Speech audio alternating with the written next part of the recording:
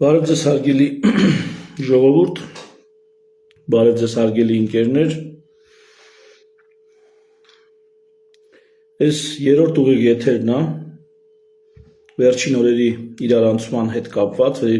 վերջին օրերի թեմաների հետ կապված, եւ ուզում եմ մի քանի չպարզաբանված հարցեր պարզաբանել այսօր, այս վերջի եթերում։ Խոսքը ուղղված է հեղափոխականներին, մարդկանց, ովքեր փոփոխություններ են ուզում, մարդկանց, ովքեր չեն հանդուրժում այս իրավիճակը, մարդկանց, ովքեր պատրաստ են պայքարի, մարդկանց, ովքեր տեսնում են, որ ձեռքներից երկիր է գնում, ու այսպես սրտացավ մտահոգ գիտակից, ոչ դեբիլների համար, այս եթերը դեբիլների համար չի, ում համար կրթվել է նորաձևությունը, այ իրանց համար չի, իրանք կարան հենց հիմա գնան ստեղից, իրանց չտանջեն իզուր, վերջում էլ փիստ կոմենտներ գրեն, մեկնաբանություններ գրեն,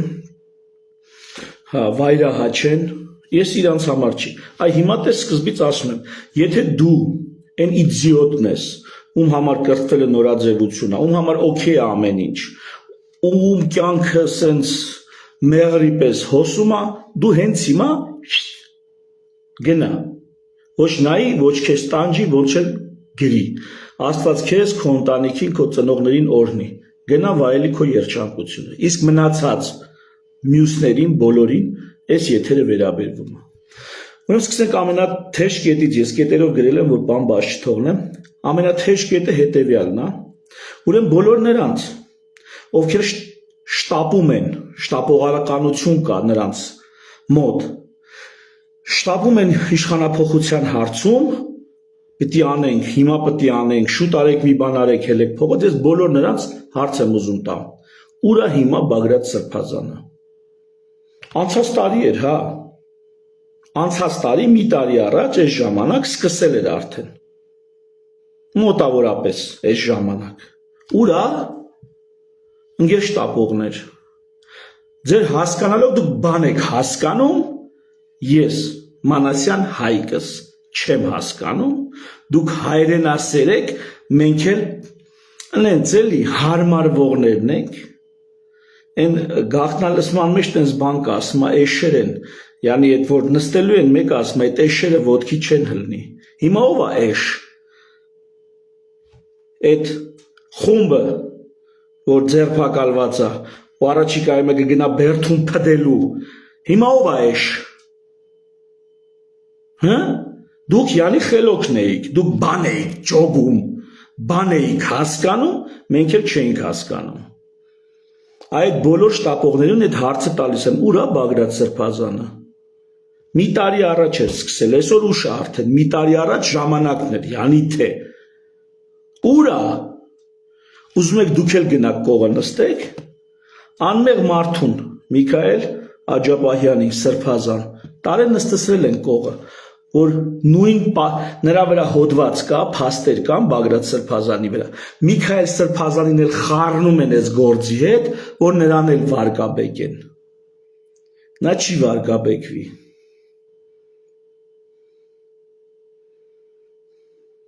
ջահել օրերից մի պատմություն հիշեցի, մի աղջիկ, մի ոչ այնքան հաջող կյանքով ապրող տղայի հետ է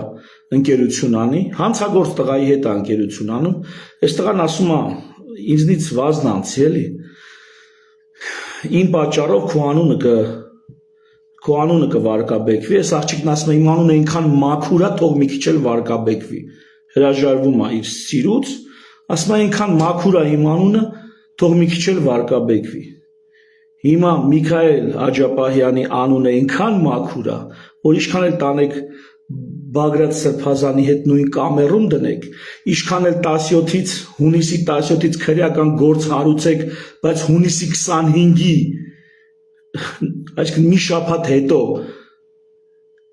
եղած տվյալներով հիմնավորեք, չեք կարողանալու նրա անունը վարկաբեկել, ինչքան էլ ձեր լանգ ու լվազներին, մեդիա աղբին, այն կոնֆորմիստ գյոթերին, խոսքս հոգու մասին է, Իշքան էլ հիմա տելևիզորներով ցույց տակ, հարայ բուդուի գիտեք ինչ ա եղել, հոկտեմբերի 27-ա կախվե, կանխվե, հարայ բուդուի մեր երկրում այս ինչ պիտի տեղի ունենար։ Հոկտեմբերի 27-ի համար սրտացավ եք, բա բացահայտեիք, ես 7 տարիա ձեր տերերն են իշխանություն, ձեր հովանավորներն են իշխանություն ես 7 տարիա, բա թո բացահայտեին։ Դուք եք հոկտեմբերի 27-ից սարսափում, ձեր սկի վեջինա այմար տակները չորլնի, եմները տել տեղը, այ ինտիլիգենտ, էլ չկրկնեմ այդ բառը։ Դուք սկի հոկտեմբերի 27-ով մտահոգ սրտացավ եք, այ մտամ քաղաքացիական հանրություն, 7 տարի է հոկտեմբերի 27-ից ինչ կա, ում լիազորությունների և պարտականությունների շրջանակում է այդ հարցը պարզաբանելը։ Իհարկե վարչապետի պետական ինստիտուտների։ Սենց, այնպես որ ովքեր շտապում են, ժողովուրդ ջան, վազնանցեք, գնալու եք Բագրատի կողքը նստեք, Բագրատ Սրբազանի կողքը գնալու եք նստեք, շատ եք շտապում։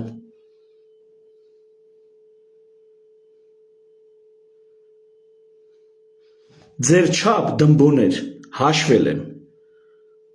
ձեզնից ավել եմ հաշվե, 100 անգամ ավել եմ հաշվե, այնքան եմ հաշվե, որ էլ չասած։ Դիմում եմ բոլոր նրանց, ովքեր կարծում են, որ դոգի ասած, դոգի համակիրներն էին իդեպ ինձ մեղադրում,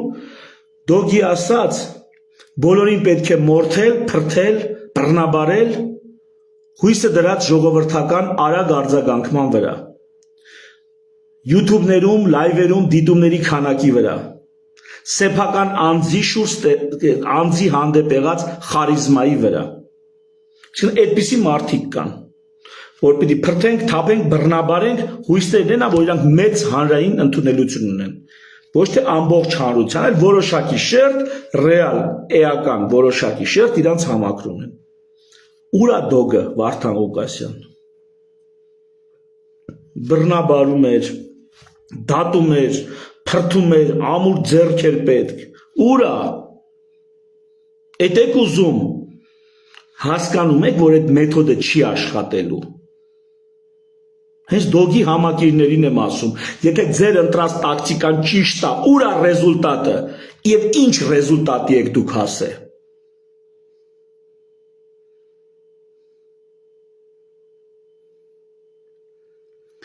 Բոլոր նրանց, ովքեր հեղափոխությամբ են ուզում իշխանություն վերցնել, ուզում են փողոցից գալ իշխանության, ուզում են ինչ ընտրություն ինչ բան, փողոցից պետք է գանք, այդ բոլոր ձեզ եմ դիմում, Արցախն ուր է, փողոցից է եկել իշխանության, Արցախն ուր է, կասեք չի կռվե հանձնվել է, այն էլ ոնց է կռվե, հիմարաբար է կռվե, մինչև վերջ է կռվե, մինչև Շուշին հանձնելը կռվել է։ Էս է փողոցից իշխանությունը։ Ուր է Արցախը։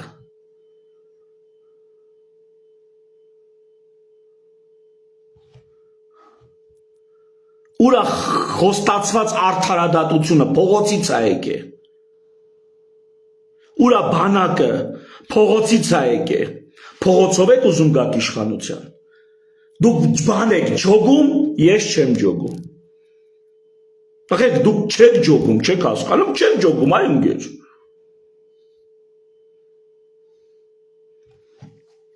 Բոլոր նրանց, ովքեր կարծում են, որ իրենց ազնիվ հայրենասիրությունը բավարար է,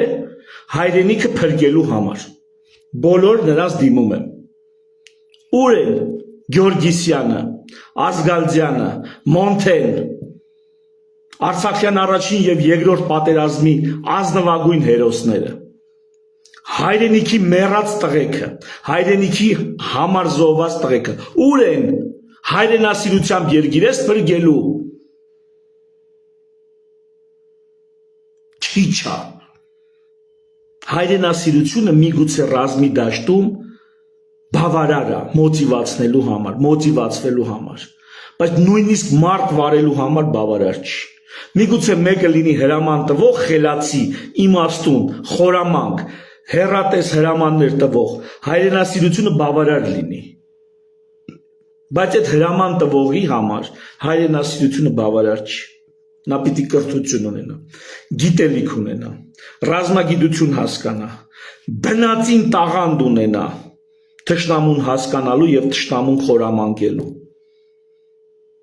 Ժողովուրդ քիչ է հայրենասիրությունը։ Հույսները դրել եք ձեր հայրենասիրության վրա, հեսա եկել եք ուզում ենք, չգիտեմ, գնում ենք երգիր փրկենք, չեք փրկելու, կործանելու եք, գցելու եք ոտներիդ։ Հայրենասիրությամբ շտանգա չեմ բարձրացնում։ Հայրենասիրությամբ բլներ շտանգայի չեմպիոնները հերթ ու տեղ ու դադար չէին լինի, բայց այդքան հեշտ չի։ Հայրենասիրությամբ բլներ ֆուտբոլի աշխարհի չեմպիոն կլինեինք։ Չկա մի 10 հոգի հայրենասեր չկա մեզանում, 10 հոգի հայրենասեր, այս երկրում չկա ջահել տղա, կա չէ, բավական ֆուտբոլի աշխարհի չեմպիոն չենք, որտեվ հայրենասիրությամբ չի, դուխով չի, դա մի փոքր մաս խիստ անհրաժեշտ, բայց մի փոքր մասն է, անհրաժեշտի նվազագույնի մի փոքր առանձին դետալն է դա։ Բոլոր նրանց, ովքեր կարծում են, որ իրենց կյանքի փորձը բավարար է, իրենց կենսափորձը, իրենց տեսածը, աշխատածը բավարար է պետություն կառավարելու համար։ Հիմա այդ մարդկանց, ովքեր կարծում են, որ իրենց կենսափորձով իրանք կարան գան ու երկիրը այս վիճակից հանեն։ Ես իրանց եմ դիմում։ Ժողովուրդ, տղեկ, աղջիկներ, քանի քաղաքական գաղափարախոսություն գիտեք։ Հենց հիմա ինքներդ ձեզ հարց տվեք։ Քանի քաղաքական գաղափարախոսություն գիտեք։ Նույնիսկ հարցը տվել եմ, շատ անգամ եմ տվել, մարդը չի հասկացել ինչ եմ հարցնում, ասենք ասելա ինչ է, ասլա, ինչ ասենք տոտալիտարիզմը ասե, քաղաքական գաղափարախոսություն չի, ռեժիմը։ Քանի քաղաքական գաղափարախոսություն գիտեք եւ քանի քաղաքական գաղափարախոսություն կարող եք անալիզի ենթարկել, վերլուծել, վերցնել, դնել, թույլ ու ուժեղ կողմերն ասել տվյալ գաղափարախոսության, ասենք կոմունիզմի, չգիտեմ, սոցիալիզմի, լիբերալիզմի, լիբերտարիանության, ֆաշիզմի, նացիզմի, նացիոնալիզմի եւ այլն, կոնսերվատիզմի, քանիսը կարաք վերցնեք վերլուծեք։ Գիտեք ինչ եմ ես հարցը տալու։ Քաղաքական գաղափարախոսությունը նույնիսկ երկրի համար չէ, կուսակցություն կերտելու համար, կուսակցություն սարքելու համար մինիմում է։ Մինիմում։ Դուք իմ ջահել աղբերներ եւ քույրեր, այդ մինիմումը կուսակցություն սարքելու համար չեք տիրապետում։ Դուք ուզում եք երկիր հիմնեք, երկիր զարգացնեք, երկիր առաջնորդեք, չի լինելու այ ընկեր։ Մի ավելի մեծ փորձանք եք լինելու կամ համանման փորձանք եք լինելու, ոնց որ հիմիկվա գոյություն ունեցող վարչապետը։ Իսկ եթե մարդիկ կան, որոնք դեռ մտածում են, այ որ վարչապետը մի քիչ երևի հանուն սուվերենության հանունից, մի օրինակ, ես վերջի օրինակներից ասեմ։ Ուրեմն ստատուս է գրում, որ եկեք այլևս առանց հայհոյանքի խոսենք, պարականոն բան չխոսենք, միայն փաստահեն ստատուսներ գրենք, սենց բաներ է խոսում։ Մտածում ես, արա, երևի շունը շնորհք է առել, էլի, տենց է կոչվում, ախաքելակցին կասեր, շունը շնորհք է առել։ Մտածում ես, դե երևի էլի մի բան կտսրել է, միտքը պայծառացել է։ Պարզվում է ինչ։ Facebook-ը իր ստատուսը բլոկել է եկեղեցու բողոքով եւ էլի քաղաքացիների բողոքով։ Facebook-ը ստատուս է բլոկել, նկատողություն է արել, որը ասենց ափրծփր ստատուս չի կարելի գրել։ Ու սա Facebook-ի ստատուսը, քանի որ Facebook-ը իր ստատուսը բլոկել է, սա հելեսես բաներ է խոսում, ժողովրդին դա ներկայացնելով որպես քաղաքակրթական ինչ-որ քայլ։ Ահա տես ինքը արդեն բարձր քաղաքակրթական դիրքերից է սկսում հանդես գալ։ Դու մի ասա, քթին առել է։ Ցուկերբերգի օֆիսը քթին տվել է։ Ահա։ Կարա քթին անես տակ, որ խելքի գա։ Ով կարա այդ բանը անի, այդ մարդու հանդեպ ինքը տեղը կբերի, շողուլի կգա, բայց էլի դա կմանիպուլացնի, ընենց կներկայացնի, իբր թե դա հանուն ինչ-որ վեհ բանի է։ Այնինչ հիմքում ընդամենը մի հատ պարզ քթին առած վիճակ է, որը մանիպուլացնելով Ներկայացնում է իբրև եսիմինչ։ Նույնը Հայաստանի սուվերենության մասին է խոսում։ Սուվերենությունը Հայաստանի սուվերենության մասին մինչև իր խոսույթ կմտնել։ Ես եմ ներկայացրել։ Ինչ հիմնական թեզեր որ ներկայացնում է մինչև իր խոսալը, ես իմ ստատուսներում, իմ լայվերում դրա մասին խոսացել եմ։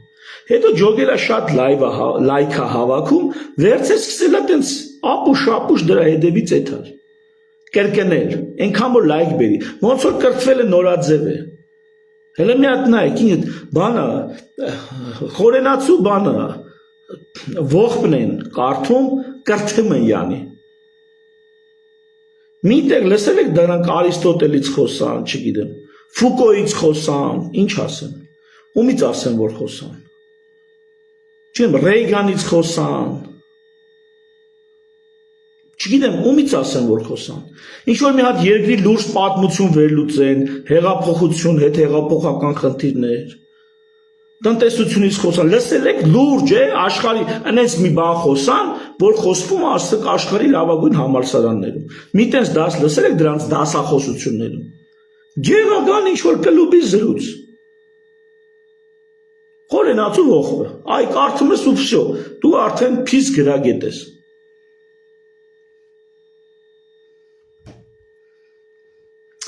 Պիտի իսկականից այդ գրագիտությունը, քաղաքական գրագիտությունը, լրիվ առանձին թեմա է, լրիվ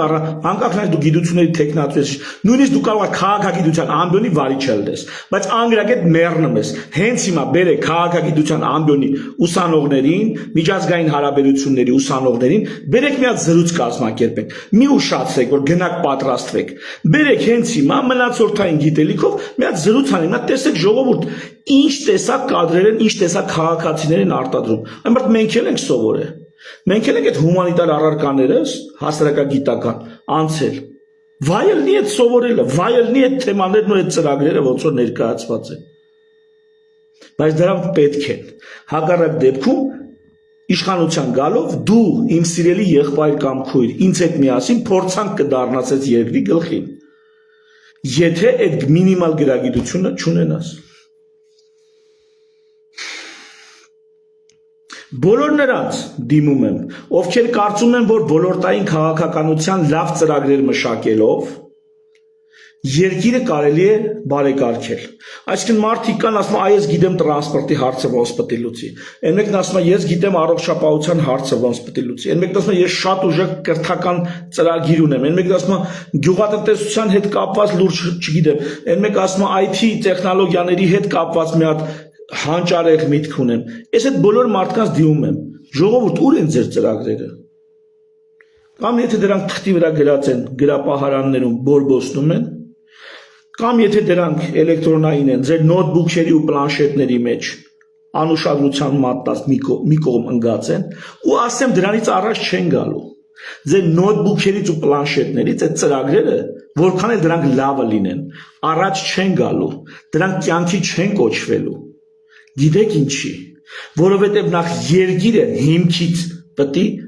շիտակ լինի, նախ հասարակական կարգը պիտի այնպիսին լինի, որ խելացիներին, տաղանդավորներին ու նրանց տաղանդավոր ու հանճարեղ մտքերը պահանջված լինեն։ Գրապահարաններից ու նոթբուքներից իրական կյանք գան մրցակցելու այլ գաղափարների հետ։ Ու դրանց մեջ լավագույնը կընտրվի որպես հարցի լուծում։ Այսինքն մինչև այդ ձեր խելոք մտքերը, թե ոնց կրթությունը բարենորոգենք, ճանապարհների տրանսպորտի հարցը ոնց լուծենք, մինչև այդ խելոք էշությունները դուրս կտակ, ձեզ նոր սահմանադրություն է պետք։ Ուր է ձեր նոր գրած սահմանադրությունը։ Այդ բոլոր ձեզ այդ հարցն եմ տալի։ Ուր է ձեր նոր սահմանադրությունը։ Իսկ ձեզ պետք է այդ նոր սահմանադրությունը, որտեղ չի լինի ֆունկցիոնալ միապետություն, ինչպես հիմա է, որը ձեզ երաշխիք կլինի, որ խելոք գաղափարներն ու մտքերը կյանքի են կոչվելու։ Այսօրվա ցանկացած իշխանափոխություն անող, իշխանափոխության կոչ անող, գալիս է նստի այս սահմանադրության վրա։ Թող քֆուր ուտի, թող երթում ուտի, խոստում տա, որ ինքը գալիս է սահմանադրություն փոխելու ու ասի թե դեպի ուր է փոխում է սահմանադրությունը։ Որովհետև այս սահմանադրությունով ով եկավ նստավ, էլ վերջ հանել չի լինի դրան, դրա դեմն առնել չի լինի, այս սահմանադրությամբ դա չի լինի, հետևաբար ոլորտային քաղաքականությանը վերաբերվող ձեր բոլոր ծրագրերը ընդամենը տհասության լիակատար դրսևորում են, դուք տհաս եք, եթե դուք չեք հասկանում, որ այս միապետական ֆունկցիոնալ միապետական սահմանադրությամբ ձեր ծրագրերը կանալիզացիայի բաժին են դառնալու, որտեղ ոչ ոք դրանց մարդահաշիվ չի անելու, ոչ ոք դրանք չի ուզելու ուսումնասիրել, հրապարակներում դա չեն քննարկվելու եւ համանման ծրագրերի հետ մրցակցության չեն դրվելու, քանի որ դուք սա չեք հասկանում, դուք տհաս եք։ Նոր սահմանադրություն, ահա միակ ծրագիրը, միակ քաղաքական մեծ ծրագիրը, որ կարա մեր երկրում լինի։ Մեր երկրի արտաքին քաղաքականությունը որոշվում է դրսում։ Ես չգիտեմ մենք եթե իշխանության գան կարողանում ենք այդ մեծ բան փոխել, բայց քո ներքաղաքականը դու ես որոշում 100%։ Չհաշված մակրոն մուգրոնների հայտարարությունը, որ Ֆրանսիան աջակցում է Հայաստանի ներքին գործերին։ Այսինքն, Բագրատ Սրբազանին բռնել են, լավ, Ֆրանսիան աջակցում է, բայց այս շի տղան Մակրոնի մասին եմ ասում, մի հատ բռա այն մասին, որ այն Սրբազանին Հավայի շար են արել, բերել փակել են։ Այ այս շի տղա, Մակրոնն է ձեր իդեալը։ Ու ցանկացած արևմտյան ուժ իր շահը ինչ թելադրեց, այդ անելու։ Չիմանաք ստեղ գալու են օրենք ու արդարություն պահեն, դա դուք պետք է պահանջեք ստեղ օրենք ու արդարություն։ Արևմտյան պետությունները տերարիստի հետ Սիրիայում նոր իշխանության եկած ձեռք սեղմում են անում, բանակցություններ են վարում, քանի որ իրանց սրտով է, բայց տերարիստ է մարդը, նախկին տերարիստ, չգիտեմ դրա նախկինը լինում է թե չէ։ Եվրոպական լիդերները տերարիզմի աջատագովի տերոր արած մարդու տերարիստի հետ ձեռք են սեղմում այ մարդ։ Դուք հույս ունեք նրանք հետաքրքրվելու են Հայաստանում օրենքը կարգը պահվում է չէ թե չէ, միայն թե իրաց ձեռնտու լինի։ Մնացածի հերն էլ անիծած։ Ամեն ինչի վրա էլ աչք կփակեն։ Կարող է Սերժի ու Քոչարյանի ոլոսկ աչք չեն փակել տարիներ ու տասնամյակներ շարունակ։ Աչք են փակել, կարող է գրանտներ չեն տվել Սերժին ու Քոչարյանին, տվել են։ Ինչ պետք է այն էլ արել են։ Նրանք ծալած ունենան Հայաստանի ժողովրդի բարեկեցությունը, Հայաստանում արդարության մթնոլորտը։ Կարևոր իրանց ուզածով լինի։ Այդ դա Հայաստանում ապրող մարդ կա, ու դա նորմալ է, հա։ Եթե դու քո երկրում արդարադատության մակարդակին չես հետևում, օրինապահության չես, ինչի՞ պիտի դրսից ինչ որ մեկը դրանով անհանգստանա։ Դրսից ինչ որ մեկը իր շահերն է սպասարկում։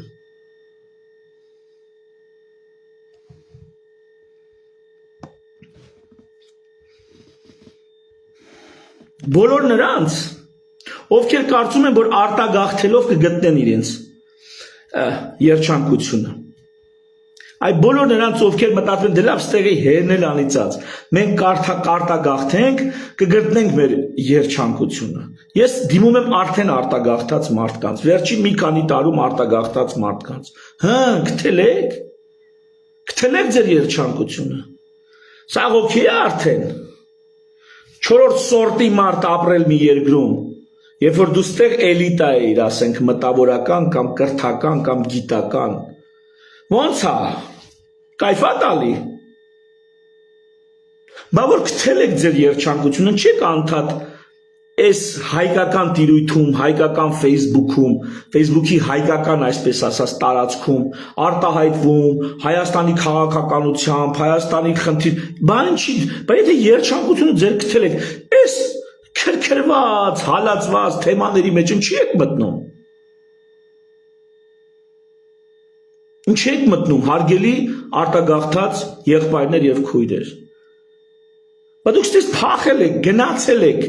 չգիտեմ ինչ, ոչ գլուխները պրծացրել եք, որ ազատվեք սրանից։ Քեք նորից սրա մասին գրում, խոսում։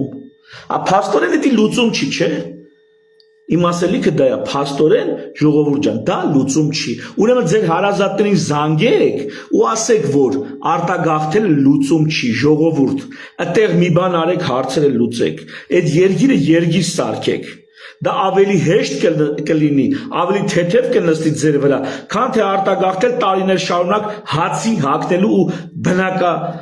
բնակարանի խնդիր լուծելը, այդ էլ վարձով։ Ասեք ձեր հարազատներին։ Բացի այն, որ ասում եք, ստե սա լավ, բայց իրականությունը ասեք, էլի, դուք ձեր երջանկությունը գտել եք։ Ու ասեք ձեր հարազատներին, ովքեր դեռ էստեղ են, ասեք, որ արտագաղթի մեջ լուծում չկա, այնպես որ այն մարդիկ էլ ում թվում է, թե իրանք ստե ներքաղաքականի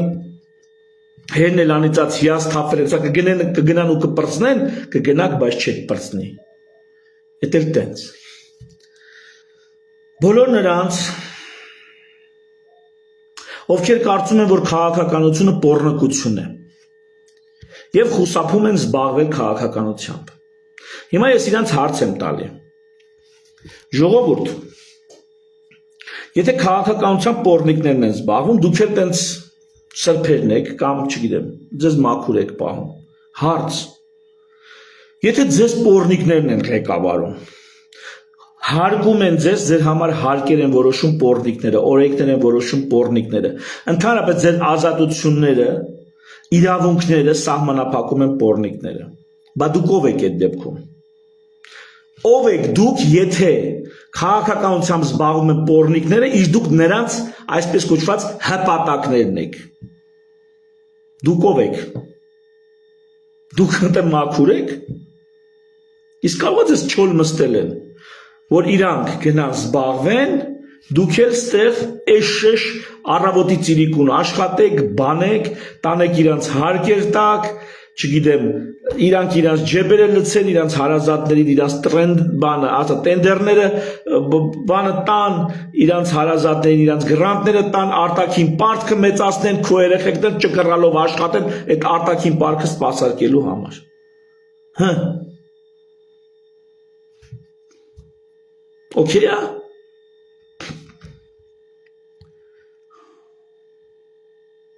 Բոլոր նրանց, ովքեր ասում են, որ մինչև ընտրություններ 26 թվական Հայաստան չի լինի, շուտ արեք հարայ բուդույ, մինչև ընտրություններ էլ Հայաստան չի լինի։ Հիմա ես ձեզ գաղտնիք պիտի բացեմ, Հայաստան չկա։ Եղավ, Հայաստան արդեն չկա։ Ու իմ պայքարը Հայաստան ստեղծելու մասին է։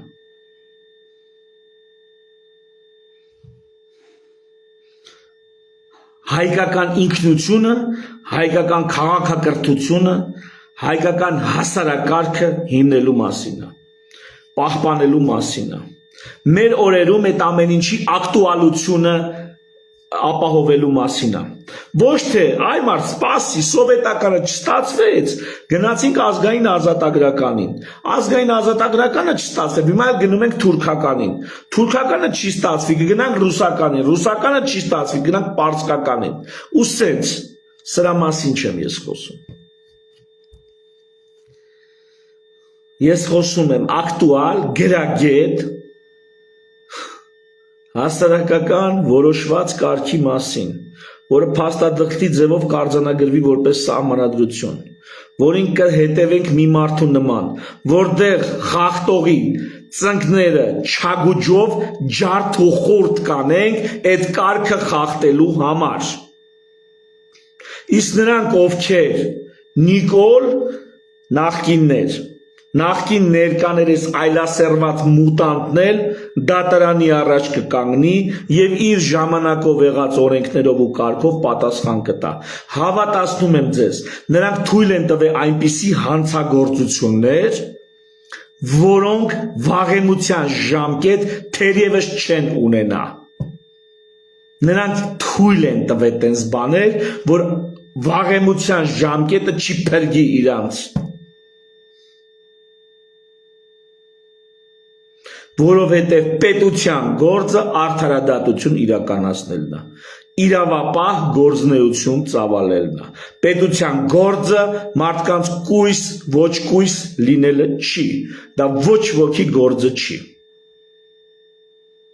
պետության գործը այնպիսի իրավապահ համակարգ ստեղծելն է, որ դաշտը առողջ լինի, առողջ մարդիկ, այսինքն առողջ մտքերով մարդիկ, առողջ բարոյականությամբ մարդիկ իրանց լավը զգան։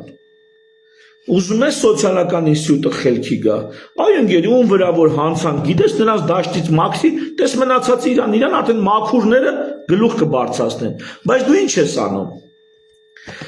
Քո պարտքներ Մարտի 1 բացահայտել, հոկտեմբերի 27 բացահայտել, նախկինների հանցագործությունները տանել դատարան եւ նրանց պատասխանատվության ենթարկել։ Դու դա արել ես, ոչ չես արել։ Վերջ, Ստիծենկոն խոսակցություն չկա։ Դու այլևս վավերական չես։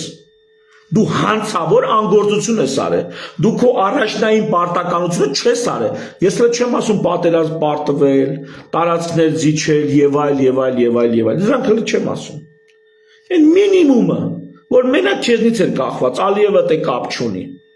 Չես արել։ Ու էլի չես անում ու չես անելու։ Ինչու չես արել։ Որտեղ եթե դու դաշտը մաքրես,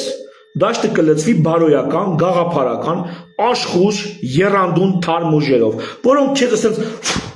փչեն կթռնես։ Որպեսզի ուրեմն չթռնես,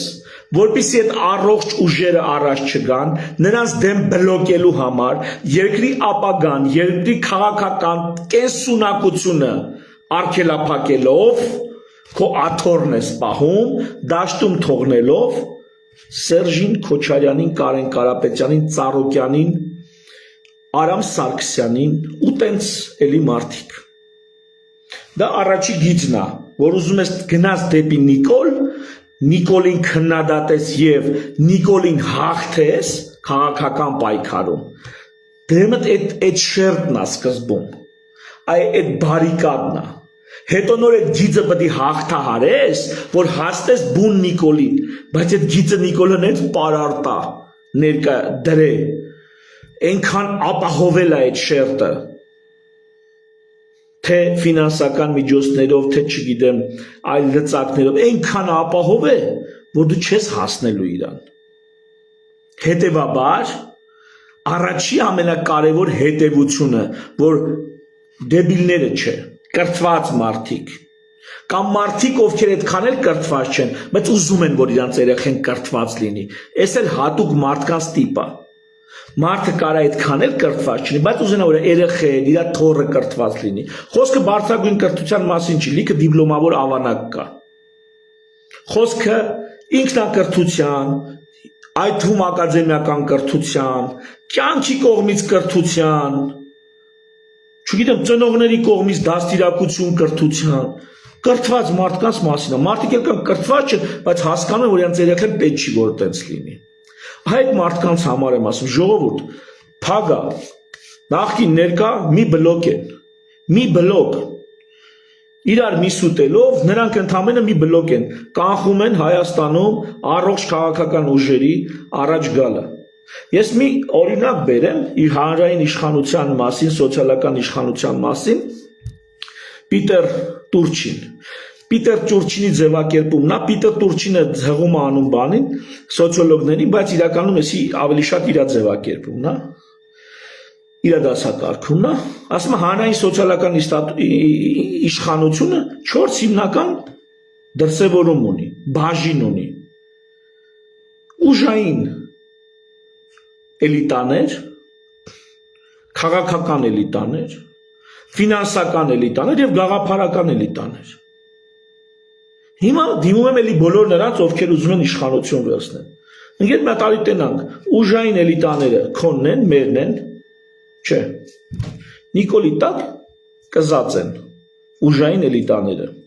Նախկին ուժային էլիտաներն էլ պարզվում այդքան էլ էլիտա չէին։ Դեպրեսիայի մեջ կամ դատական գործերով ամեն մեկը մի կողմ նստած է։ Ուրեմն հանրային իշխանության այդ բլոկը մերը չի։ Քաղաքական իշխանությունը, ադմինիստրատիվ իշխանությունը, Ում է պատկանում։ Նիկոլեց ու Սերժենց ու Քոչարյանն, չգիտեմ, իրանցն է։ Նույնիսկ մարզ, ասենք Ծառուկյանինն է եւ այլն։ Քաղաքական ադմինիստրատիվ բլոկը իտո իրանց ձեռն է։ Լավ, դա էլ մերը չի։ Ֆինանսական իշխանությունը, տնտեսական իշխանությունը, այսինքն այդքան փող ունենք, որ մարդկանց փողով մեր ուզածը համոզենք։ Ոչ թե կոռուպցիայի մասին է խոսքը, ընտրակաշառքի մասին, դրա մասին չի։ Մարդուն որ շատ ես փող տալ, ինքն արդեն քո ասածով ավելի հոժարակամ է, քո կարծիքով առաջնորդվում։ Ես չեմ ասում, Պիտեր Տուրչինն է ասում։ Ոչ, ֆինանսական էլի նախկինների ձեռքն է ու ներկա նիկոլականների ձեռքն է։ Ու սրանք նոր վերաբաշխում են անում կապիտալի իրար մեջ ֆինանսական իշխանությունը բաշխելով։ Էդ էլ մեր ձեռը չի։ Ի՞նչն է մեր ձեռը։ Մեր ձեռը միայն գաղափարական իշխանությունն է։ Մենք կարող ենք գաղափարներ ներկայացնենք, մարդիկ դա հավանում են, ընդունում են, ոչ ավել, ոչ պակաս։ Հիմա հարց, ո՞նց են կեթում հեղափոխություն անելու։ Ո խելոքներ։ Իշխանության 4 հիմնական դրսևորումից մեկն է քո ձեռը, 3-ը քո մրցակցի ձեռն է։ Ո՞նց ես դու հեղափոխություն անում։ Եկանք հասանք, որ միակ ձևը ընտրություններն են, ամենաանշար ձևը ընտրություններն են։ Եկանք հասանք։ Այդ ընտրությունը կեղծի, այն ժամանակ մարդկանց հանի փողոց։ Հələ դու փորձի կեղծի, բայց հիմա ուր ես մարդկանց հանում փողոց։ Ուր ես հանում փողոց։ Կարեն Կարապետյաններ ֆինանսական իշխանություն, բլոկում է, նա ինչ անում, ֆինանսական մրցակիցների դեմ է պայքարում, ֆինանսական իշխանության սեկտորում։ Ուժայիներին արդեն բլոկել է վաղուց։ Քաղաքական ախոյաններին, այսենց, նրանք հիմնականում այսպես հարց չէին լուծում եւ հարց է լուծում Միքայել Աջապահյանը, որը էլի գաղափարական իշխանության բլոկն է, իր խոսքով, իր գաղափարներով մարդկանց կարա առաջնորդի։ Ինչ անում, բանտարկում է։ Վաղը տեսավ մենք կարողանում ենք գաղափարական իշխանություն ներկայացնել մեզանից այն աստիճան, որ կարանք սպառնալիք դառնանք իր քաղաքական իշխանությանը, մեզ էլ բանտարկելու, ձեռփակը, մի պատճառ կգտնի։ Հասկանում եք։ Դուր ես գնում հեղափոխության, թող խելոք։ Եթե այս ասածներս ինչ-որ մեկի սրտին կպան, ակտիվ գործիչներից, իմ անձնական էջին նամակով կապի դուս եկեք։ Ընտրություններն այլ ընտրանք չունեն, կլինեն արտահերթ թե հերթական, դա միակ են շրջանն, որ մենք շանս ունենք այս պայքարում, սկզբի համար այսքանը, մանրամասները այդ պայքարի շուրջ, էլի լիքը կան, տղեկ ջան, եթե ձեր պատվից, հպարտությունից բարձրա ինձ գրելը, զանգելը, ուրեմն հարց չկա, լրվեք այդ մակարդակում, որում կաք, բայց միակ ձևը էլի եմ ասում, ընտրություններն է, ընտրությունների օրոք, ու այսքան սաղ հաշվի առնելով այդ ընտրություններին գնալն է, ունդը էլի լիքը մանրամասներ, որոնք գաղթի բան չեն, ժամանակը կգա հերթով կհրապարակեմ, կապի դուս եկեք, ճանաչեք, որ Մանասյան Հայկը աղբեր վսյոտակի մի բան, մի ոտ ավել գիդի էլի, մի ոտ ավել է հասկանում, Միքայել ավելի հեռուն է, Միքայել ընդամենը ավելի հեռուն է մտածում, ով էլ ինձ մոտիկից գիտի, հաստատ գիտի, որ ոչ մեկական եմ, հաստատ գիտի, իմ վարչապետի թեկնածուն ես եմ, են էլ ինչի համար, որ այդ սահմանադրությունը փոխի նոր ընտրություններ հայտարարի, մի քանի ամսում սահմանադրությունը փոխի նոր ընտրություններ հայտարարի, ուրիշ ոչ ոքի չեմ վստահում, որ այդ գործը կանի, որ ձեռը իշխանություն կլինի ու դրանից չի հուզվի, չի դառնա ոնց որ մնացածը։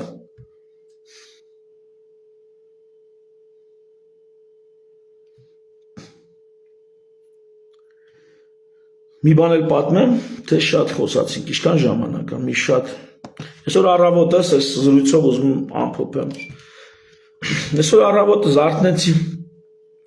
Ասի այսօր ինչ անեն, ասի երեխեքին կնոջս դիմեցի, ասի եկեք գնանք այսօր եկեղեցի։ Ավոր եկեղեցի գնանք, ասի գնանք Սուրբ Կարապետ, ես վեդիից եմ, մեր մոտ կարախաչ ենք ասում, լանջանիստ, չէ, լուսաշողի մոտակայքում է Սուրբ Կարապետ եկեղեցի։ Ասի գնանք Սուրբ Կարապետ եկեղեցի։ ChatGPT-ով գրեցի բանը, այսօր ժամերկություն բան կա, ChatGPT-ին ասեց սարերի մեջ ոնց որ տենց մոռացված եկեղեցի է դժվար տես մի բան լինի։ Լավ ասեց եկեք հավաքվենք, տենց ընտանիքով հավաքվեցինք։ Լցվեցինք ավտոն, գնացինք Սուրբ Կարապետ եկեղեցի։ Ու ճամփին մտածում եմ էլի, լավ ասում եմ, այնուամենայնիվ ճիշտ ենք անում։ Հորեղբայրս ասում էր գնանք Խորվիրապ, ես ասացի չէ Սուրբ Կարապետ գնանք։ Մի խոսք։ Հասնում ենք Սուրբ Կարապետ, վերանորոգման աշխատանքներ են, տրաֆարետները դրած է, փագա, որ այստեղ չի կարելի, մարդը մուտք չի կարելի։ Մոմ եք ուզում վառեք, այնտեղ խաչքարեր կան, մոտեցեք խաչքարի մոտ վառեք, բայց եկեղեցու տարածք վերանորոգման տակ այ մարդ։ Խաչը հանած է եկեղեցու վրայից։ Գմբեթը վերևից էս մի հատված չկա։ Վերանորոգում են անում, կողքի շինությունը բան։ Ասում լավ, այսօր հանգստյան օրը, այսօր էլ են աշխատում։ Ասում դե հերվից կարող եք նայել, բայց մի մոտեցեք։ Եթե եկա այդ նշանի անցա, խախտեցի այդ նշանը, որ գրած է մարդ չմտնի, ես մտա։ Հա ու իմ նավարին էլ հետս մտցրի, ասի մտանք։ Հիմա լսեք։ Երկու հոգի են աշխատում արեստավոր, բարև ձեզ, ասի ես խո ձեզ չեմ քանգարում ստեղ, ասես չէ։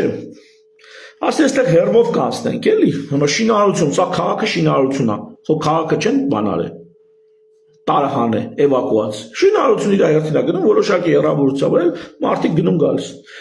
Ասեց այստեղ խո չեն քանգարում, բա չէ։ Ասեց նույնիսկ այն կողմի վրա աշխատանք չեն քանում։ Եթե տեսեք դուռը բաց է եկեղեցու, կարող եք մտնել։ Եկեղեցու կողքերը նայեցին, բանման հեն բուն եկեղեցու վրա այդ այն աշխատանք չկա, կցակառույցի վրա երկու հոգով գործ են անում։ Գնացի տեսա դուռը բաց։ Եկա ժողովրդին ասի եկեք մտնենք։ Մտանք եկեղեցի, մոմերը վառեցինք։ Մարդ չկա եկեղեցու, մենակ մենք ենք։ Մեկիների մարդիկ եկան։ Մի տղա է իմ տարիքին մոտավորապես։ Իր 3 երեխաների հետ, երևի թե երեխաներն էին, 2 տղա, մի աղջիկ։ 10-11 տարեկան երեխաներ մոտավորապես։ Եկավ սա ջինսով, մայկով, եկավ այսպես կանգնեց խորանի առաջ, թեքվեց մեզ բա, որ ժամերգություն անենք, հո չեք նեղանա։ Ասենք չէ իհարկե, ձեզ չենք խանգարի, ասենք չէ։ Ու սկսեց ժամերգություն անել այս տղան։ Ջինսով բանով ժողովուրդ երգում է, աղոթում է, մի ինչ աուրա, ինչ հոգեկան մթնոլորտ։ Ասում ես երևի եկեղեցական է, որոշել են այս օրերին, որ այդ սարում էլ չէ պիտի ժամերգություն լինի, կիրակի օրով, պիտի ժամերգություն լինի։ Ինչ որ երևի թե տես մի բան է, չգիտեմ, չեմ հասկանում։ Ինքը մորուքով է մի թեթևս, շատ թույլ մորուքով է, կարճ կոնկրետ կտրած սենց մազերը, չեմ հասկանում։ Երևի մի 20 րոպե ավել, տևես 15-20 րոպե կամ ավել։ Երեխաներն էլ հետն են երգում, այդ ժամերգության իր երեխաներն են մասնակցում։ Ոնց որ եկեղեցական ժամերգություն, բայց ջիսով։ Հետո այս տղան այն վերջի հատվածները արդեն ծնկի եկավ, ծնկի եկած է, բայց ես չեմ հիշում, էլի ծնկի եկած ախր տերտերները ոնց որ ծնկի չեն գալի։ Ծնկի եկած է, հետո իր երեխաներն են իր այդ ծնկի իջնում բան։ Ավարտեց, մի խոսքով դա մի խիստ հոգևոր, մի խիստ, մի արարողություն եղավ, որպեսզի նու երևի այդպեսին ես եկեղեցում չէի տեսել, ահա, այդ աստիճան ինձ համար ազդեցիկ էր։ Ու այդ ընթացքում էլի մարդիկ են մտնում եկեղեցի, այդ ռեմոնտի տակ կանգնած, խաչը հանած եկեղեցի, մարդիկ են մտնում, ու այս տղան երգում է, աղոթում է։ Ու այվ ավարտվեց, մի խոսքով ուզում էր դուրս գար, մեկ էլ մի մարդ մոտեցավ աղը ձեռքին, բա Տեր հայր, մատաղի համար ես աղը բերել եմ, ասեց ես Տեր հայր չեմ։ Ասեց ոնց Տեր հայր չես, ասեց ես Տեր հայր չեմ։ Մարդ էր, հավատացյալ քրիստոնյա մարդ, Տեր հայր չէր։ Ասեց բա ես ուզում էի աղս ում օրհնել տամ, Ասեց ես չգիտեմ աղը ոնց են օրհնում, բայց մենք որպես քրիստոնյա սնունդը օրհնությամբ ենք ընդունում։ Ես կարամ ասեմ ինչ կարգով ենք սնունդի օրհնությունը բանը, ինչպես է դա տեղի ունենում, ու մի կարճ, շատ կարճ աղոթք արեց, սննդի օրհնության աղոթք արեց, երեխեք էլի սենց կողքը հավաքված, մի թեթև էսպես աղոթք արին այդ աղի վրա ու գնացին։ Ես մարդը սենց աղը բռնե կանգնել ասում է ես ստեղ եմ կնքվել ես եկեղեցում, իմ անունը ստեղ եմ դրել այդ գյուղից է։ Ասինք դե լավ սրանից այն կողմեն ինչ պետք է լինի, որ դու այդ աղը օրհնված համարես, մաղ աղը ընդունելի լինի։ Ու այս մարդը գնաց։